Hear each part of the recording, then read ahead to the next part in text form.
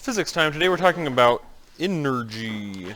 And the specific idea of energy that causes a movement is work. So energy and work. These things, conceptually at least, should be reviewed from when you were in physical science, but I know that was a while ago, so we will review. Your bell work had read, differentiate between work and energy, so tell the difference between them, and provide examples of several types of energy. So we're going to start with that, but first, the objective. The objective is relate work and energy to forces. Relate work and energy to forces. Remember that energy is one of the, depending on the different methods you use to categorize the entire universe, energy is one of the two basic things in the universe. What's the other one? The whole universe, the observable, I should say, the empirical, the universe that can be observed and experimented is made up of two things. They're very basic, and that is energy and combine those two. Maybe just as no one really knows about dark matter or dark energy, and so we're not really going to worry about that too much. But you're right. And mass, which all what has? Not just dark matter, but regular old matter. So remember the whole universe. If this is the universe, here it is, a circle. What it has in it is matter and energy, and maybe something like dark matter and dark energy. But those might be categories. They probably are. It seems I'm not a cosmologist, but it seems like those probably are categories within either matter or energy. So tell me, what is the difference, as your bell work was, this was your bell work, what is the difference between energy and work? Work is the force of an object, and how far whose energy is the properties of an object that enable it to do work. Okay, I'll accept that. So this is a force causing movement. Force causing movement. And energy is, you said, the property of something that allows it to do work. It can be broader than that, because even in a case like, let's think about your blow dryer, Tatum, that I know you have because Tommy brought it to school. Let's think about your blow dryer. When you blow dryer your hair, is some of that energy being used as a force causing movement? Sure, some of the hair is probably moving a little, but is all of it? No, because what else is it doing? Besides just moving the hair, it's also, it's also thermal energy. It's also heating up. And so that energy is more than just the ability to cause work. There's a broader thing than that. It's the ability to cause, and this is why it's one of the most fundamental things in the universe, the ability to cause, what did you put, Justice? Ability to cause work. Okay, it's still only part of the truth. Not wrong, but only part of the truth. The ability to cause, in very, very broad terms, all energy causes what? Everything that blinks in the entire universe is caused by energy. No? Oh, okay, still broader. So it's not just movement. Everything that when you boil an egg, does it necessarily move? No, it does. This is a very basic verb. Sometimes you do this. In fact, you do it all the time. Yes. More broad than that, Justice. Yeah. Your body underwent major somethings when, change. Ability to cause change. That's the one that got it, actually. Ability to cause change. So every change in the universe. Hey, check it out. You see that tank truck? Harms Oil, it says on. Do you see it? Is anything about that changing? Try again. It's moving. Yeah, its position is changing. What must cause that change? Some energy. Remember, we talked at the beginning of the year when we did linear motion about how if its motion is changing, it must be accelerating, and if it's accelerating, unbalanced forces act on it. But this is a more basic thing. Every change, not just movement, but every change, if in the example I gave you of the egg, if the egg is boiled, did it necessarily move? No, you could conceive of a situation in which the egg could boil without moving. But did it change? Yeah. Every change, even those that don't involve movement, are caused by energy. But this specific kind of energy, work, is causing a movement, and it's always a force causing a movement. So we do different math depending on these. Give me some examples of energy. Let's do, that was the other part of your bell work. What are some examples of energy? Thermal, Thermal, good. Electric, mechanical, electrical I'll put. Mechanical. Hydroelectric. Oh, hydroelectrical. radioactive, Solar. Radiation. Nuclear, radiation, I'll put radiation EM, nuclear, and then radiation nuclear. There we go. Solar, she says. Kinetic, potential, which is actually kind of mechanical. Potential, which is actually a kind of mechanical. But the point is, there's lots. We could go on. There are lots of different ways that changes can occur. That's why it's such a basic thing. It's one of the two most basic things in the universe, except for maybe dark matter and dark energy, but we don't care about that right now. But it's the most basic thing because basically we have stuff and change. We have nouns and verbs. Do you like that one? I like that one. I just made that up. In the universe, we have nouns and verbs. We have things and processes. And the processes are all energy. And the stuff itself is all matter. Hey, look at this. Here's your boy. Do you see him? That's me. Yep.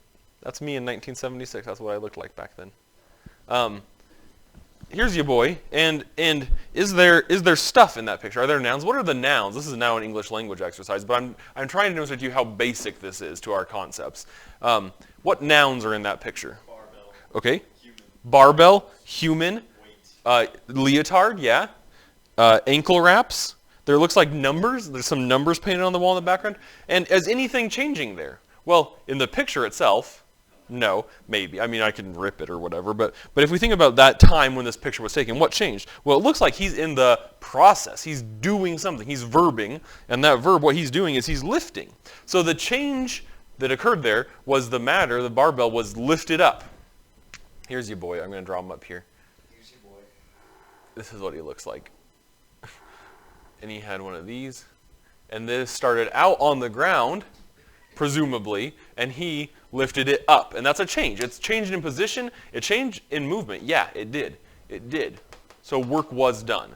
So work is specifically when a force causes a movement. We write it this way.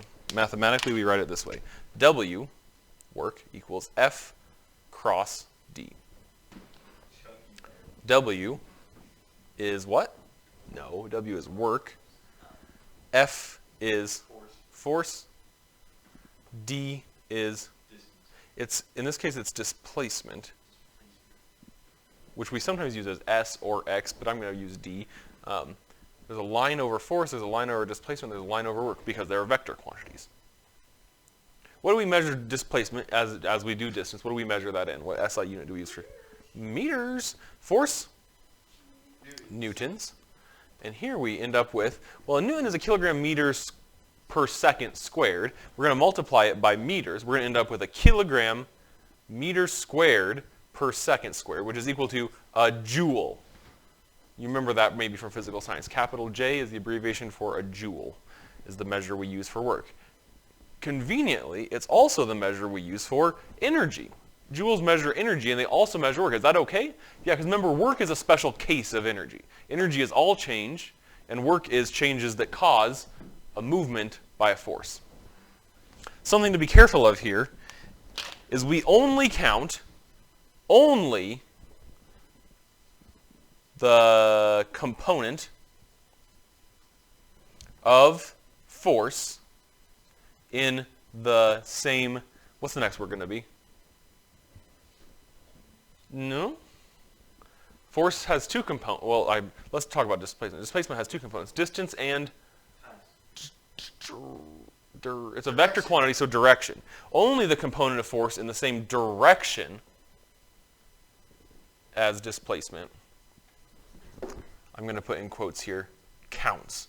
We only use that part of the force that is in the same direction. Basically, I can't think of a good example.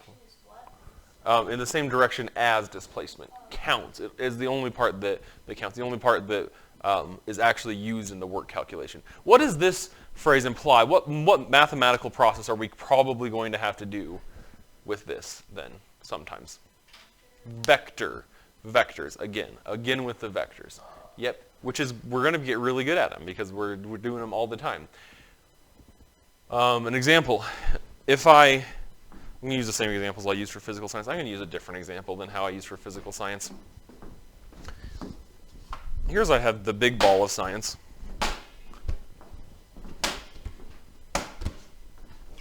I'm going to switch this out of picture-in-picture for a moment so that we can see it a little better. I'm going to put this way in the corner so the camera can pick it up. Can you guys see it too? Hey, stay here. Okay, now check it out. Pretend it stopped. Just pretend, okay? If I give her a boot, which direction did I put a force? Yeah, that way. Be more specific. Justice is left, east is better. Yeah, east. Okay, I put a force east, and which way did it move? East.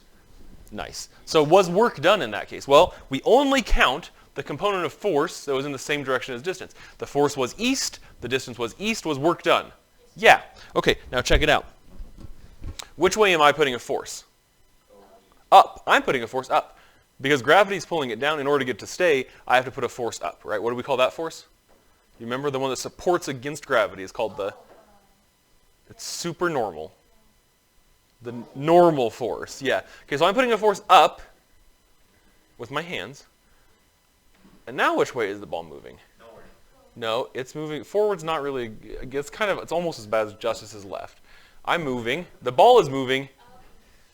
No, the ball's moving east. So I'm putting a force up, but the ball's moving east. Is work done? No. No, work is not done. Because all my force is doing is holding it there. I'm not pushing it east. It's moving east, but I'm pushing it up. So the forces are at right angles, and so no work is done. Now if I go like that, look, now I'm pushing it up and east, and it's moving up and east. Is work done? Yeah, work is done in that case. If I throw it up, only in the times when my hand is touching it, when I'm actually putting a force on it. Now check out, if I drop it, which way am I putting a force? None. I'm not putting a force at all. So am I doing work when I drop the ball? Nope. In fact, I drop the ball a lot in my work, and I am. Do you get my joke? I drop the ball a lot in my work. That's a funny joke. Everyone was laughing during that. You just can't hear it because the mic's way over here. Everyone was laughing. I heard someone in the different room laugh. But if I drop the ball, what force is acting on it? Gravity. Am I gravity? I have gravity, but is my gravity acting on the ball? No. No. No. But yeah, technically, but it's not moving in the direction that the gravity is, or that I am forcing it, and therefore I'm not doing work. I hope that's pretty clear. Let me show you an example of if we had one where we might use vectors. So let's say let's draw you another boy. Who is it? I love this one of mowing the lawn. Let's draw you another boy. Who is this? This is Hayes. I have seen Hayes mow a lawn before. In fact, he flooded the lawnmower air filter with too much fuel. He filled the thing too full of fuel, and Mr. Snilly had to help him blow it out, and I just happened to be there. All of that is neither here nor there. When Hayes mows the lawn, let me put Hayes' curly old mop up there, green. I was using green for the lawn, but that's also his hair. Yeah, the lawn got in his hair. When he pushes the lawnmower, which way is he pushing it? According to the direction of the handle, which way is he pushing it? No. Yeah, okay. He's pushing it down and, I'll say, to the right. He's pushing it down to the right. So force is down and to the right. What direction is it going to move? Down. Just right. Just right. So the distance is just right. The displacement is just right. So let's say that this force is at an angle from the horizontal. We have a horizontal here, just an imaginary line. We have an angle here of negative, theta equals negative, let's say 46 degrees. Okay? And we'll say the distance, or the displacement is at an angle theta equals 0. It'll just make it easier. Okay, so what we would do is we're only going to, this is a horizontal, right? This is flat horizontal. So we're only going to use which component of this force? No. Yeah, the horizontal one. Since the displacement is horizontal, remember, only the displacement in the same direction as the force counts. Well, it's the only one we use. So we would only use the x. So F, I'm sorry, let me get to back to back. Back to black. F sub x equals, in this case, whatever the force was. I don't know, maybe it's 300 newtons. Wow. These are really 300 newtons, he's really pushing it. 300 newtons times, which one, sine or cosine, to find the x component? Cosine of angle negative 46 degrees, right? That will give us the component we actually use, and then we put that into the work. In the example of your other boy, this is me, and I remember I had lifted that ball. The ball was black, though. Give me a second here, for crying out loud. The ball was black. This is my face. The ball, I was putting a force up, right? The force was straight up. F theta equals 90 degrees, right? And which way was I moving? In that case where I was walking with it. Displacement was, again, we'll say, this time's actually west, but we'll say displacement equals 0 degrees. Well, we would again type in, or yeah, we'd use F sub x, in this case again, equals probably 19,000 newtons. 19,000 newtons times the cosine of 90. And everyone knows the cosine of 90 is... No, the cosine of 90 is 0. So how much force can I apply as work? 0. So what work was done? 0. None. No work. No work done. No work done. Does that kind of make sense? Yeah. So this is how we use vectors in this. We only use the part of the force that matches the displacement. Okay? Now it can become a little bit tricky if the displacement also has a direction, but basically it's nice if you always set the displacement as one of the axes, in my experience, but there's other ways to do it. Okay, next thing, if Hayes mows this lawn, okay, let's say he has to move the mower a total of 1.3 kilometers, just as that's a 1.3 kilometers. He moves the mower a total of 1.3 kilometers. Now, from your, I guess, gut instinct, does he do more work if he does that in an hour or half an hour? Wrong. Either way, because technically, it's force times distance. If he's applying the same force at the same time, it's the same work done. But you know instinctively that it seems like more work, right? Because what you're thinking of as work in your brain is not, in that case, actually physics work. You're thinking of this idea of, I'm going to erase our old friend, the power lifter here. You're thinking of this idea of power. So write this down, please. Power, we have another equation. Power equals either energy over time or work over time, where P is power, E is energy, W is work, and T is time. How do we measure time in the SI? Seconds. Work is measured in, we already said? Joules. And how do we measure energy in the SI?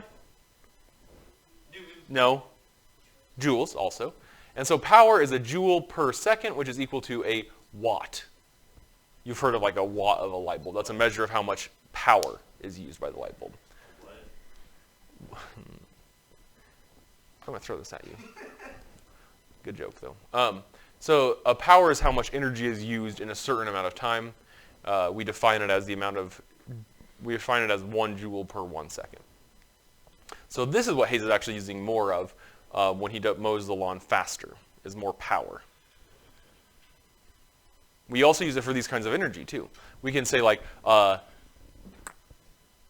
stovetop, an electric stovetop that has 1,000 watts of power, that uses 1,000 watts of power, could heat something up roughly twice as fast as one that uses 500 watts of power, etc. We obviously use it for electromagnetic radiation when we talk about the wattage of light bulbs, how much energy as electromagnetic radiation that emits.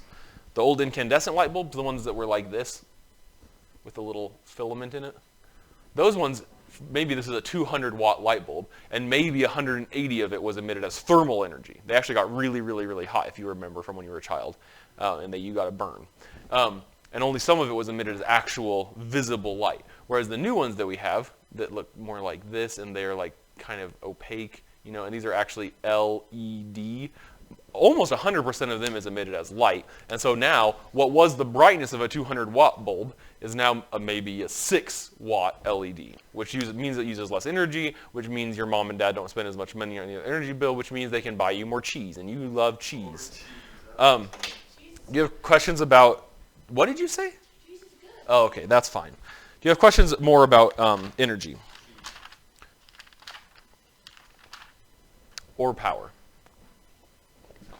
Good. We're going to talk about two specific kinds of energy, which together make up mechanical energy. So would you please head this section, mechanical energy?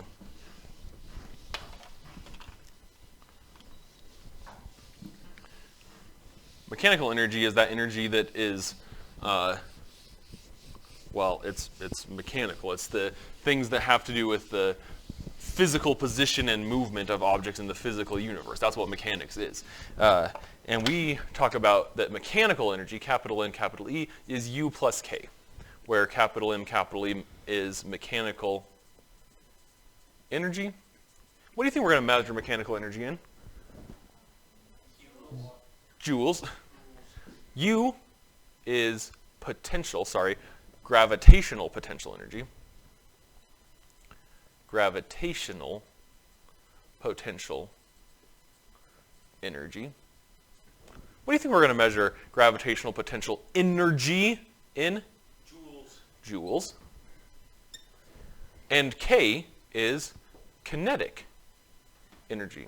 What do you think we're going to measure kinetic energy in? Joules. Does it make sense for joules plus joules to be joules? Yeah, well, I mean 1 joule plus 1 joule is 2 joule, but it doesn't change the unit. So unlike multiplication and division, our unit is still going to be joules if we add these together. Now these ones you may have forgotten from physical science, so I'll write them down too. Potential energy, U equals mgh, and K equals 1/2 mv squared, where we already know U and K are. M is guess. Come on. Mass. M is mass measured in the SI? Kilograms. G, lowercase g, you remember this one from linear motion, is what? Almost the what due to gravity?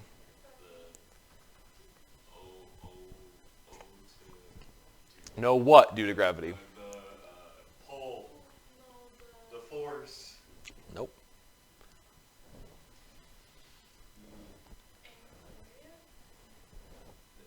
Acceleration due to gravity. Yikes. Yeah, acceleration due to gravity. How do we measure the acceleration due to gravity? You just do. No, what? 9.8 meters per second squared. Meters per second squared. And in fact, yeah, on Earth we can write 9.8 meters per second squared. H, guess what that is? Height, measured in the SI meters. And then V, should have a line over it. V is what? Velocity, measured in the SI in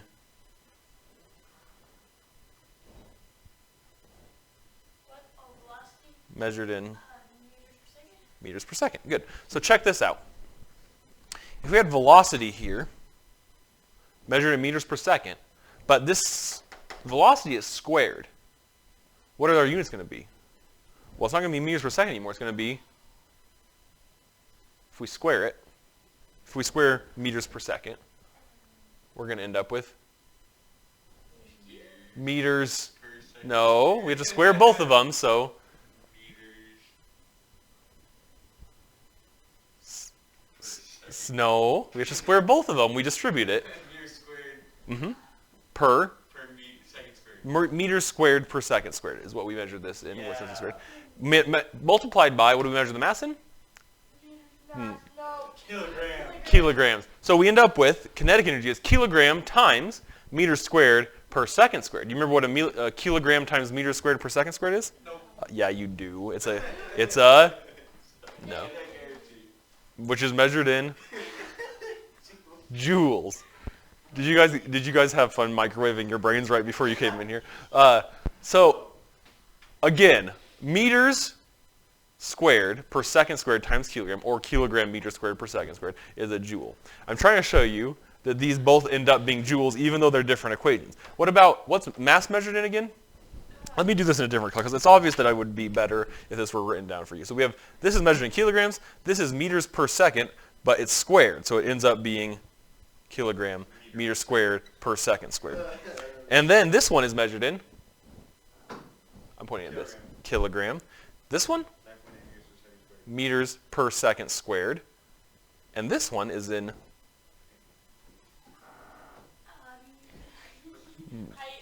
meters, good. And so then we end up with, if we're multiplying all those together, we end up with kilogram times meter squared per second squared. And both of these are equal to a joule. You remember that?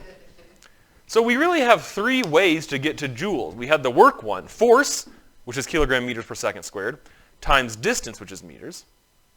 It gives us a kilogram meter squared per second squared, which is a joule. We have mass times the acceleration of gravity times height, which gives us a joule. And we have 1/2 times the mass times the velocity squared, which gives us a joule. So mass squared times velocity. What's the second? Not mass squared times velocity squared. It's meters squared per second squared. Kilogram Kilograms. meter per second, but that whole quantity squared. And then they all end up being kilogram meter squared per second squared, which is a joule. Whew! Your book goes on to talk about, these should be fairly simple. You did them in physical science. They're kind of just plug and chug, but let me give you another, oops, I forgot to turn it back to picture-in-picture, so this is going to be really small in the video, but I'll do it now. Let me give you another little, hey, I said picture-in-picture, please and thank you. There, that was nice of me to be polite. Okay, this has a certain mass. Let's say it's 1 kilogram. Probably isn't. Let's say it is, it'll be easier. Gravity is a set value on Earth's surface, 9.8 meters per second squared, right? So to find the potential energy, I would just multiply its mass times 9.8 meters per second squared times its height. Let's say I move it up to 2 meters. Okay? So now we've got 1 times basically 10 times 2. How much potential, gravitational potential energy does this have? 20 joules. Good. Now, if we negate friction, hold on a second, let's do a little side note. Friction changes ME, mechanical energy, to thermal energy. There's always friction, and we're going to negate friction. So even though we know there's always friction, it ruins our nice simple math, and so we're going to pretend there isn't. So I have a ball with a gravitational potential energy of 20 joules, right? Negating friction, as it falls, how does its potential energy change? It decreases because its height is decreasing. So right here, let's say it's at 1 meter now. How much potential energy does it have? 10 joules. Good. Right before it hits the ground, what's its height? 0. It has a height of 0, and so therefore it has a gravitational potential energy of 0. Where did all that energy go? Well, it didn't. If we're negating friction, it didn't go to thermal energy. So what's also happening? As it falls, it's also going, yeah, it's going down, but it's also going, no, it's going down and it's going faster and faster and faster, right? It's accelerating. So if it's accelerating, its speed is going up. So in this one, its mass hasn't changed, but now its velocity is increasing. So right here, it's stopped and high, 20 joules of potential energy. As it goes down, it gets lower, potential energy decreases, but its kinetic energy increases because it's going faster and faster and faster. So right before it hits the ground, guess how many joules of kinetic energy it has? 20. It has to be exactly 20. It can't have more than 20 because that would violate our other side note that you really should remember, which is the, what would that violate? The law of conservation of mass, exactly right. The law of conservation of mass. It can't violate that, so it definitely can't have more energy. And if we're negating friction, it doesn't have less energy, and so it must have the same as it did. So the U at the top, the gravitational potential energy at the top, is the exact same as the K at the bottom. What's staying the same through the whole thing then? The mechanical energy. Because as it goes, let me draw it. Let me make sure it's going to show up. Oh, the ball is black. We have our black ball. Here, it's all U and no K, plus 0, right? Here, about halfway through, it's a little bit smaller U, and there's some kinetic energy. And then here, right before it hits, it's 0 plus K. Yeah, more kinetic energy. But let's say it's 20 joules plus 0. Here it's 10 joules plus 10 joules. Here it's 0 plus 20 joules. So in every single case, what's the mechanical energy? 20 joules, 20 joules, 20 joules. Does that kind of make sense? Does that kind of make sense? Your book goes on to talk about simple machines, which you'll just have to read about. You should remember the physical science, but you'll have to read about it. And it also talks about efficiency. And efficiency basically is how much energy a system outputs compared to how much is input. Do you think it could ever be more than 100% efficient? The fact that I'm asking this question means the answer is no. You can never get more energy out of a system than you put in. Right? So if I use some energy from my body to lift this up to 20 joules or to give it an energy of 20 joules of potential energy, my muscles can't be 100% efficient. I probably spent, I don't know, 20.5 joules to lift it up this high. You can never have a system that's perfectly efficient in reality. And even in those ideal systems, you can never have a system, never ever, not even in non-ideal situations, where it's more than 100% efficient. 100 is the limit. Ball of... Bye.